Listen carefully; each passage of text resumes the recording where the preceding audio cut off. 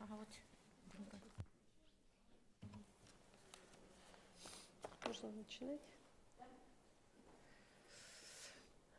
Добрый день, уважаемые участники сегодняшнего брифинга. Мы хотим рассказать вам прежде всего, что у нас сегодня, буквально 1 марта, завершился один из этапов реализации федерального проекта формирования комфортной городской среды в Республике Саха-Якутия. Вы все знаете, что с 2017 года республика участвует в этом проекте. В прошлом году у нас было 9 муниципальных образований, получателей федеральной субсидии. В этом году у нас уже их число в 2 раза увеличилось, составило порядка 21 муниципальных образований. Изменились требования проведения и общественного обсуждения наших муниципальных программ. Если раньше, вы знаете, муниципальные программы обсуждались на общественных слушаниях, на которых принимало не больше 20 человек, может быть, в целом по муниципальному образованию, то сейчас требования установились более такие жесткие, я бы сказала. Должно пройти рейтинговое голосование путем прямых голосований, путем подписания или оформления бюллетеней и опускания этих бюллетеней в урну. Каждый гражданин должен изъявить свое желание, какой объект общественного пространства должен войти в 5-летнюю муниципальную программу, а путем подсчета голосов должна определиться очередность проведения мероприятий по благоустройству в этой 5-летней программе. Вы знаете, что с 9 января по 9 февраля у нас был прием предложений граждан по объектам общественного пространства. Граждане сами предлагали те или иные объекты, которые должны быть у нас благоустроены. 16 февраля муниципалитеты, соответственно, утвердили тот или иной перечень, который был предложен. С 1 марта уже разместили для сейчас уже общественного обсуждения те или иные дизайн-проекты этих объектов. И вот сейчас с 1 марта по 15 марта у нас должно пройти активное обсуждение дизайн-проектов этих общественных территорий. В целом по республике поступило и приняли участие 75 тысяч человек, было предложено почти 3500 объектов по республике. Больше всех, конечно, это активно приняли участие в Якутске, в Нерюнгри. И вот сейчас у нас определен уже конкретный перечень, сформированы территориальные счетные комиссии, и по требованию федерального законодательства мы должны рейтинг голосования провести до 23 марта. И в целях привлечения больших числа людей, граждан, мы предлагаем такой рейтинг голосования провести одновременно в день проведения выборов президента, 17 марта. Поэтому приглашаем всех принять активное участие, а вас попросить, очень хочется, чтобы вы максимально осветили эту информацию в своих средствах массовой информации, так будем говорить. Так, что-то еще, какие-то вопросы, мы готовы ответить.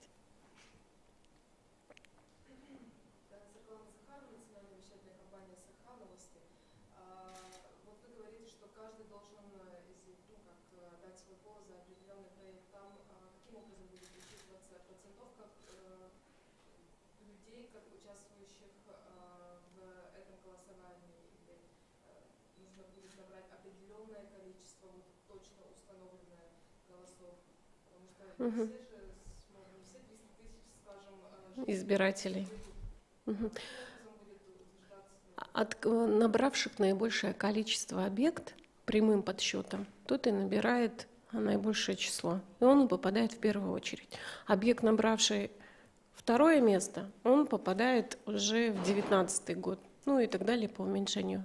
На то и рейтинговое голосование. Здесь нет каких-то требований, что обязательно должно принять участие 50-70%. Нет, список участников составляется сразу при голосовании: фамилия, имя, отчество, паспорт, данные паспорта, согласие на обработку персональных данных. Более того, нужно отметить, что в этом рейтинговом голосовании могут принять и школьники, имеющие паспорт с возраста 14 лет и старше. То есть это не то обязательное требование, как гражданский долг нашего гражданина прийти на выборы президента, допустим. Нет, здесь более... Они будут установлены в 149 местах республики, ровно в тех местах, где будут проходить выборы президента, но в соседнем помещении.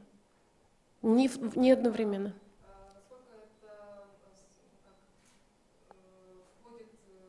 Соответствовать законодательству, вы хотите сказать. Это все соответствует законодательству. Мы не мешаем проведению выборов президента. Это будет проходить, еще раз говорю, в соседнем помещении. Ни в коем случае не там, где будут проходить выборы президента. Все это согласовано, одобрено. Более того, мы думаем, согласие СТИКов, УИКов и Центральной избирательной комиссии мы получили.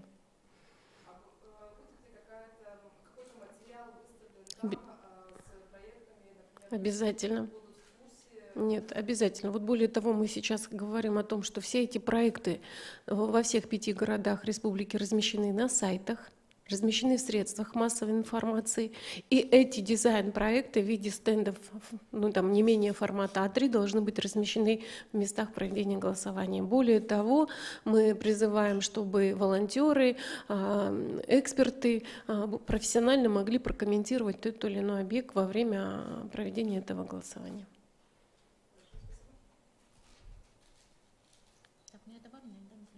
Конечно.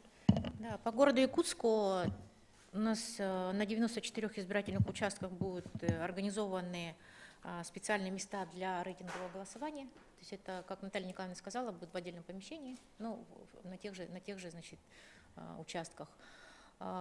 Люди могут голосовать действительно с 14 лет, и это очень здорово, потому что общественные пространства – это те территории, которыми пользуются в основной своей части все-таки именно молодежная часть вообще общества. Поэтому очень здорово, что дети, которые уже имеют паспорта, могут прийти вместе с родителями. Во-первых, это уже понимание того, что такое выборы, то есть дети будут уже изначально таким образом осваивать азы вообще демократического общества.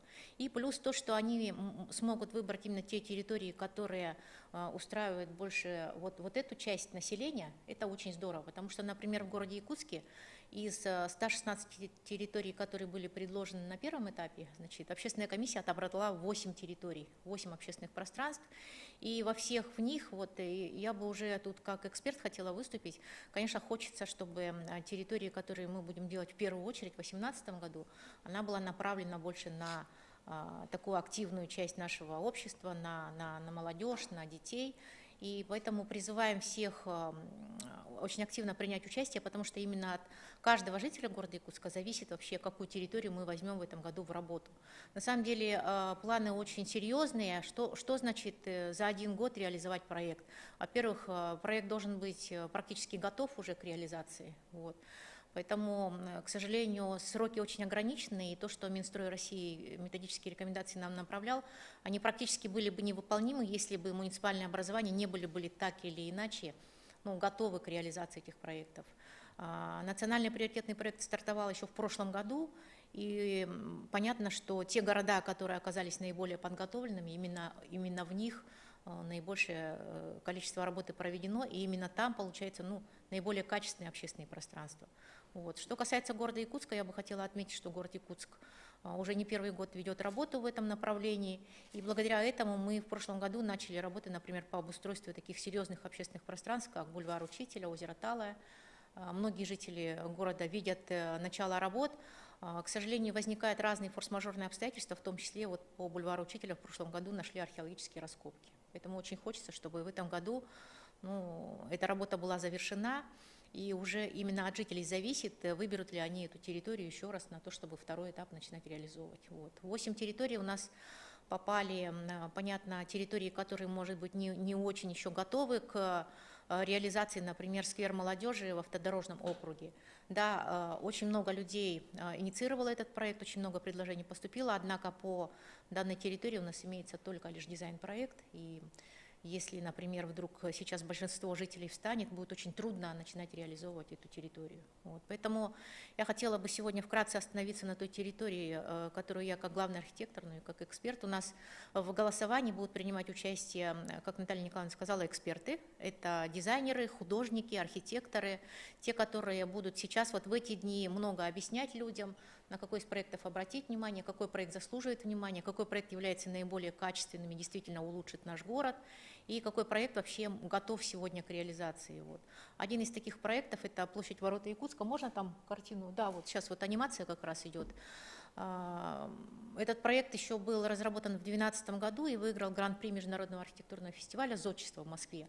Однако вот по тем замечаниям, которые поступают в ходе обсуждения этого проекта, в данное время дизайн-проект полностью переработан. Значит, кроме того, что мы предполагаем, конечно же, реализацию этого арт-объекта в виде надвратной башни, которая является символом вообще города и олицетворяет собой историю.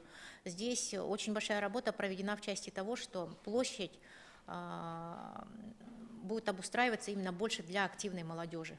Значит, вот с сообществом «Арена 31», который буквально совсем недавно открыли крытый экстрим-парк, они у нас выступают в качестве экспертов, и я хочу представить вот автора проекта Геннадий Попов, архитектор, который разрабатывал этот проект. Он сейчас переработал полностью проект и добавил в площадь зону для активного отдыха. Это будет площадка для экстремальных видов спорта. Ребята полностью, значит, взяли на себя ответственность, какие там виды элементов могут быть на этой площади. Плюс у нас там планируется детская площадка для детей младшего возраста. И такая зона зеленая, где у нас стоят сейчас 2 самолета. Эту территорию вот авторы предлагают обустроить в виде такой тихой зоны отдыха. И, конечно же, при реализации этого проекта в городе Якутске появится место, где можно будет проводить уже не только городского характера мероприятия, а именно республиканского. То есть такой крупный, например, праздник, как фестиваль «Зима начинается с Якутии», как правило, у нас идет в каких-то других территориях. Да, и когда гости приезжают, они сразу как бы уходят в этот, видят только пустырь. И если мы реализуем эту территорию, то уже появится яркая точка, современное обустроенное пространство в городе Якутске, с которого как бы мы будем сразу определять, что мы приехали в современный город. Ворота Якутска, площадь названа именно так, то есть она будет олицетворять въездные ворота города Якутска, и именно первое впечатление, которое город Якутск будет оказывать на наших гостей, конечно, это очень важно. Вот. Ну а в целом эта территория, конечно, направлена не то чтобы на гостей и на туризм, да, то есть, а больше всего на жителей города Якутска, жителей Гагаринского округа, микрорайона Мархат, Улагина-Кильдямского наслега, те, кто вокруг живет. Я надеюсь очень, что они поддержат этот проект. Вот. Ну и вообще активная молодежь, которая у нас сегодня практически не имеет в центре города территории для времяпровождения своего активного, может туда ездить, там будут обустроены парковки, можно будет приезжать на своем транспорте и отдыхать. Что касается вообще общественных пространств, я бы хотела прокомментировать то, что сегодня у нас планируется по крупным общественным пространствам, такие, например, которые не попали в рейтинговое голосование, допустим, площадь Ленина. Да? Многие спрашивают, что там за каток появился. Это очень интересная методика, так называемый тактический урбанизм, когда прежде чем предусматривать средства на обустройство тех или иных пространств, нам важно понимать вообще, что должно быть на этих территориях. Вот. Эту методику сейчас очень активно продвигает Минстрой Российской Федерации, и мы, глядя на опыт города Москвы, на опыт Татарстана как самого крупного субъекта, в котором наибольшее количество интересных проектов реализовано, эти методики стараемся применять и у себя. Тактический урбанизм – это когда прежде чем планировать, надо опробовать. Вот.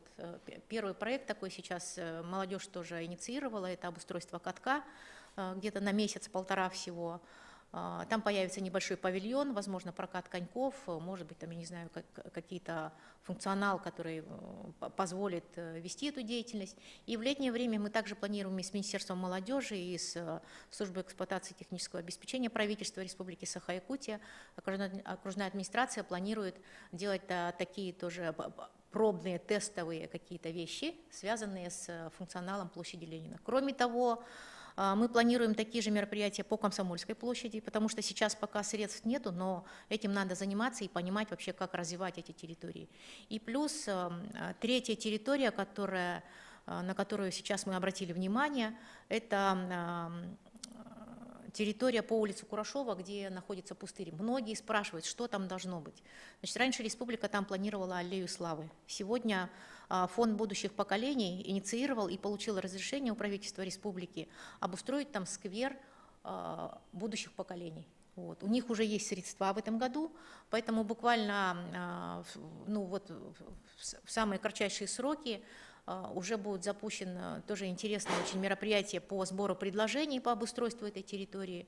Фонд будущих поколений планирует провести конкурс и уже в этом году начинать обустраивать вот эту территорию. То есть территории, которые, например, имеют республиканский характер, они очень важны именно в части подтверждения статуса столицы Республики Саха-Якутия, ими надо заниматься. Вот, и я думаю, что и в последующем, начиная с 2019 года, какие-то территории мы дальше будем планировать обустраивать. Ну а сейчас вот из этих 8 территорий жителям предстоит отобрать ту территорию, которая наиболее, они считают, приоритетной для благоустройства в 2018 году. Значит, на избирательных участках будет очень много информационных материалов. Здесь вот ребята покажут, наверное, сверху, да? Будут такие же бюллетени для голосования, где будет 8 территорий. Значит, будут постеры с изображением дизайн-проектов общественных пространств. Вот сзади идут, да. Вот, постеры, на которых все 8 общественных пространств, по которым дизайн-проекты утверждены. Для тех людей, которые еще не видели эти проекты, будут работать эксперты, объяснять им эти территории, эти проекты. Вот. И люди, значит, предъявив свой паспорт, поставив подпись в списке за получение бюллетеня и о подтверждении согласия на обработку персональных данных, смогут проголосовать за то или иное общественное пространство, поставив любой знак, ну вот в квадратиках напротив общественной территории. Да, там сейчас, по-моему, прошел вообще бюллетень. Ну и будут установлены ящики для голосования, можно будет уже опустить этот бюллетень. Счетные комиссии в количестве 3-4 человека на каждый избирательный участок, значит, до конца дня будут работать на этих участках.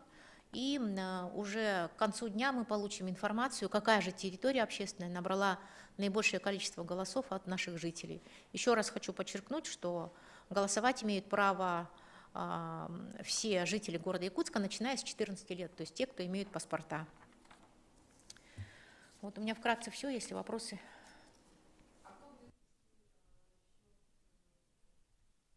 Вот созданы территориальные счетные комиссии в каждых. Председатель счетной комиссии, секретарь и члены. Они будут вести подсчет голосов. Составляется протокол, утверждена форма протокола, она тоже должна быть размещена на сайте каждого города. И далее передается уже решение общественной комиссии. Общественная комиссия утверждает, передает на утверждение главе республики.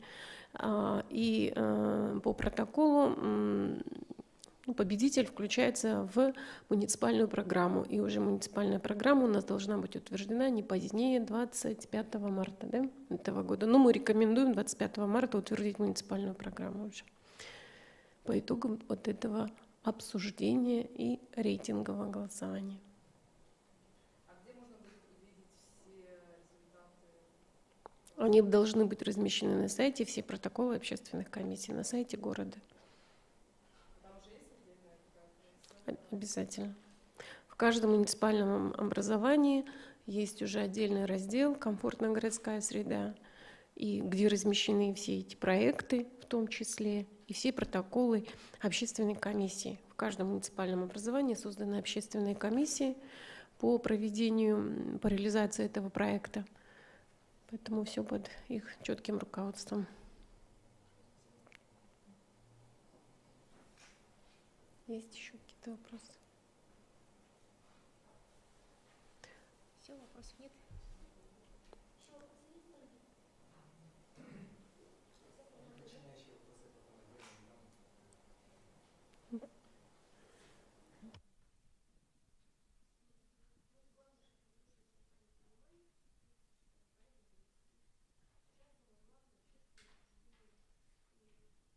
Я бы сказала еще, что каждый муниципалитет разработал планы общественных обсуждений. Они практически расписаны по каждый день до 15 числа. Эти планы также размещены на сайте муниципальных образований, поэтому я вам рекомендую тоже буквально отследить эти планы и выходить на эти общественные обсуждения, уже видеть воочию, что предлагает население, как они реагируют на тот или иной дизайн, что они считают доработать нужно. Особенно вот в городе Ленске сейчас идет активное обсуждение.